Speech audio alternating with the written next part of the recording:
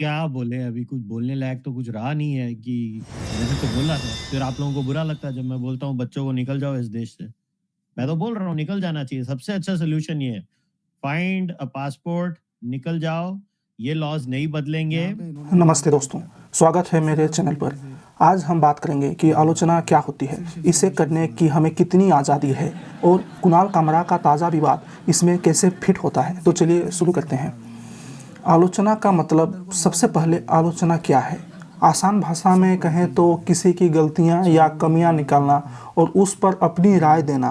जैसे अगर मैं कहूं कि कुणाल कामरा ने एकनाथ शिंदे की आलोचना की, तो मतलब उन्होंने शिंदे के बारे में कुछ ऐसा कहा जो उसकी निंदा करता हो। आँखों में चश्मा हाय, थाने की रिक्शा, चेहरे पे दाढ़ी, आँखों में चश्मा हाय, एक झलक दिखलाए कभी वो हाटी में छुप जाए, मेरी नजर से तुम देखो गद्दार नजर वो आए।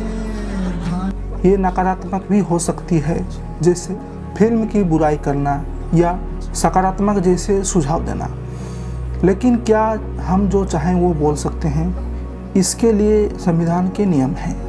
भारत का संविधान हमें अनुच्छेद 19(1)(a) के तहत अभिव्यक्ति की स्वतंत्रता देता है। इसका मतलब आप अपनी बात बोल सकते हैं, लिख सकते हैं, ट्वीट कर सकते हैं या स्टैंड अप में हंसी मजाक कर सकते हैं, लाइक कुणाल कामरा ने किया। ये अधिकार इसलिए है ताकि हम सरकार या समाज से सवाल पूछ सकें, मगर ये आज़ादी पूरी तरह खुली नहीं है। इसके ऊपर कुछ पाबंदियां हैं जो अनुच्छेद 19(2) में बताई गई हैं।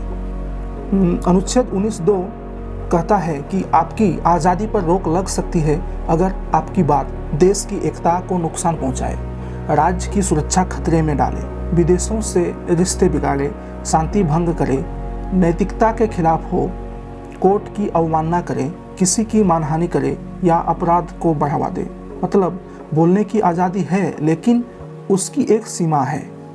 अब बात करते हैं कुणाल कामरा की।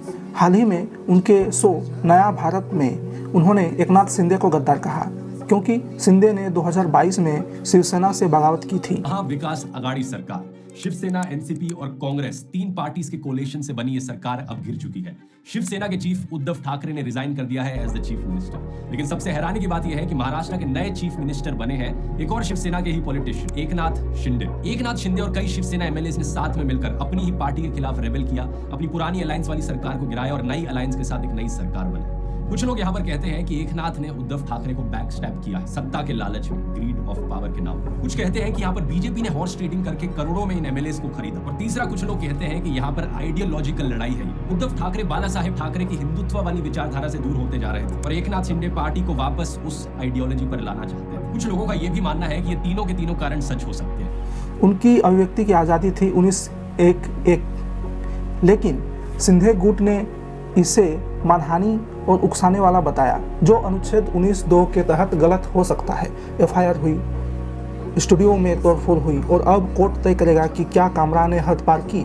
कामरा कहते हैं कि वो सच बोल रहे हैं। सच है कि शिंदे ने बगावत की, लेकिन गद्दार कहना एक राय है। कुछ इसे सच मानते हैं, कुछ नहीं। तो निंदा की हद क्या है? कानून कहता है अगर आपकी बात से किसी की प्रतिष्ठा को नुकसान होता है और वो सच साबित नहीं होती तो 2 साल तक सजा हो सकती है। अगर दंगा भड़के तो 3 साल।